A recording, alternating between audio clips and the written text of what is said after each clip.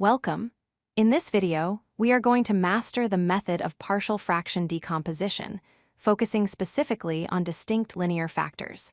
This is a fundamental algebraic technique often used in calculus to make integration much easier. So why do we do this? Look at the expression on the left. It is a complex rational function. Trying to integrate this directly can be a nightmare. However, if we can break it apart into the sum of two simpler fractions, like you see on the right, the calculus becomes trivial. Our goal is to go from the complex form on the left to the simple form on the right. Here is the rule for distinct linear factors. If your denominator factors into x minus a times x minus b, you can split the fraction into two parts, a over the first factor plus b over the second factor. A and b are just number constants that we need to calculate. Let's walk through a concrete example. We want to decompose the fraction 7x plus 2 divided by x plus 3 times x minus 2. Following our rule, we set this equal to a over x plus 3 plus b over x minus 2. Now we just need to find the values for a and b. The first step is always the same. Get rid of the fractions. We multiply the entire equation by the common denominator, which is x plus 3 times x minus 2. When we do this, the denominators on the right side cancel out nicely, leaving us with the clean equation. 7x plus 2 equals a times x minus 2 plus b times x plus 3.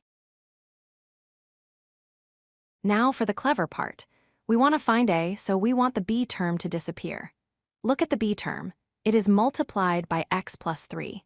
If we set x equal to -3, that term becomes 0. Plugging -3 into the rest of the equation gives us -19 equals -5a. Solving for a, we get 19/5. We use the same logic to find b to make the term 0. We set x equal to 2, because 2 minus 2 is 0. Plugging 2 into the equation gives us 16 equals 5b. Dividing by 5, we find that b is equal to 16/5. We have found our constants. A is 19 over 5, and b is 16 over 5. We plug these back into our original structure to get the final answer. Notice how we place the 5 in the denominator to keep the fraction looking neat and tidy. Just to show you the power of this method, look at how easy the integration becomes. The integral of the original messy function is simply the integral of our two partial fractions. These result in simple natural logarithm terms. This is why we learn partial fractions. To recap, first, ensure your denominator is factored.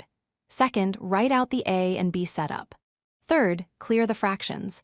And finally, use smart x values to isolate and solve for your constants. With practice, this process becomes second nature. If you like this video, hit that like button and don't forget to subscribe. Visit codelucky.com for more such useful content.